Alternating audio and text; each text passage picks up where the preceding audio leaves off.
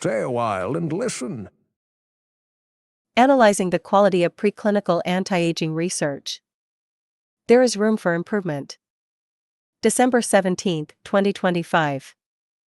Share. Not all studies follow scientifically rigorous procedures and disclosures. Most metrics of rigor, such as disclosures, appear to be generally improving over time. The vast majority of animal studies do not report any blinding, which may lead to researcher bias. Additionally, most interventions are administered very late in life, making their effects on younger organisms unclear.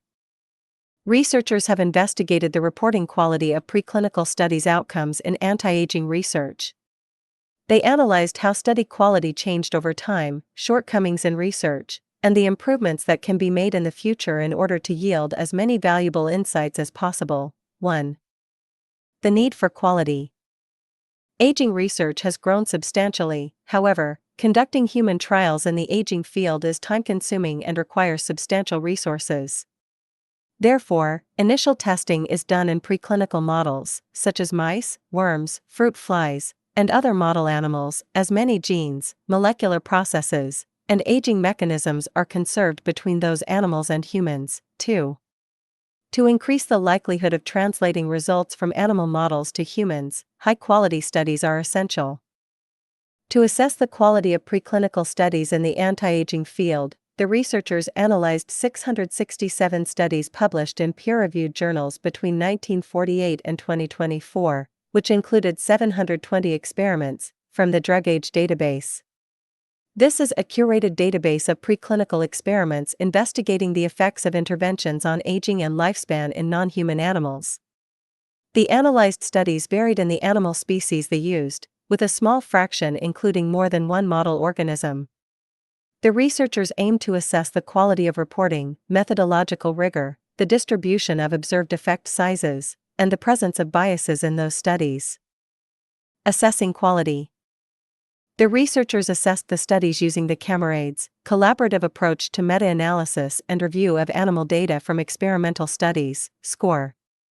This score, which usually involves scoring studies accordingly to a 10-item checklist, allows for assessing methodological quality and risk of bias. The median Camarades score across the analyzed studies was 3, but the researchers observed differences depending on the species used. Only 2 assessed parameters were consistent across all studies. First, all studies went through peer review. Second, blinding was generally absent. Specifically, blinding to intervention was discussed in only 4% of studies and blinded assessment of outcomes in 3%. Among the assessed parameters, the researchers noted that almost 1/5 of studies mention randomization. Randomization, along with sample size calculation, was rarely reported when Caenorhabditis worms and Drosophila fruit flies were used, and overall, it was uncommon, with only 6% of all studies reporting it. However, studies using Caenorhabditis and Drosophila almost always gave information regarding the temperature at which animals were undergoing experiments. Temperature information was also common across all experiments, regardless of species used, with over 90% of analyzed studies reporting it. Those who didn't report it mainly used mice. However, mouse studies did better with other parameters assessed by the researchers. Other measured parameters included animal welfare, reported in 13.9% of studies, and conflict of interest statements, reported in more than half of the studies. Since the studies used in the analysis spanned 8 decades, the researchers analyzed how reporting changed over time. They noted that reporting of some parameters, especially conflicts of interest, compliance with animal welfare regulations, temperature control, and sample size calculations, increased over time, contributing to an increase in the Camarades score. However, there was no significant increase in reporting of randomization and blinding. The critical parameters. The critical parameter for anti-aging interventions is the timing of initiation, since there is a need for effective interventions that can extend lifespan when taken in midlife or in the elderly, and the intervention's effect might differ depending on the start time. However, among the analyzed experiments, the vast majority, over 80%, begin early in life, while only around 8% start at 50% of average lifespan or later, a gap that future studies should address. The researchers also note that, in the preclinical studies analyzed, mammal experiments tend to start later in lifespan than non-mammal experiments. Another critical component in aging research is the animal's sex. It is well known that there are sex-dependent differences in aging trajectories, and interventions should be assessed in both sexes, as they may respond differently to the same treatment. However, among the experiments analyzed by the authors that included animals that reproduce sexually, fewer than half used both sexes, 35.7% used only males, 12.9% used only females, and some didn't report the sexes used at all. Advertisement. Anti-aging compounds. The researchers noted that, among the studies in the DrugAge database, most compounds tested in non-mammalian models increased lifespan.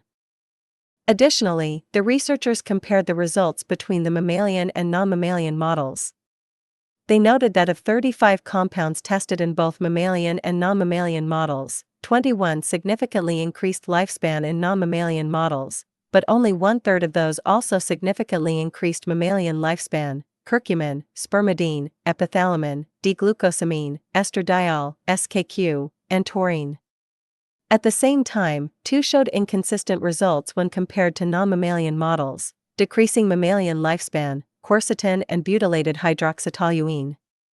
This suggests that in the case of those experiments, non-mammal results do not seem to reliably predict mammal results, raising further concern for translation.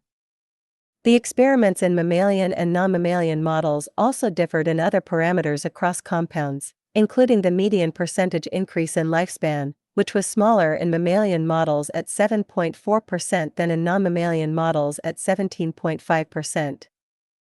Room for improvement. This study suggests that there is room for improvement in the way preclinical anti-aging research is performed.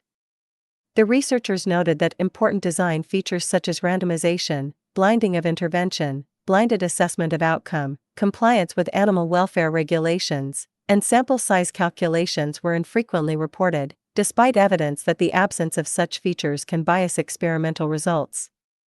3, 4, 5. Some of the most essential experiment design features, such as randomization and blinding, didn't see substantial improvements over time.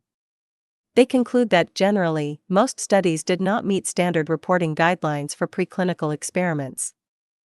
While this is not an excuse for failing to meet the standards necessary for high-quality research, those flaws are not limited to anti-aging research, as many studies addressing various diseases exhibit similar reporting and study design problems. 6. Suggesting a need for improvement.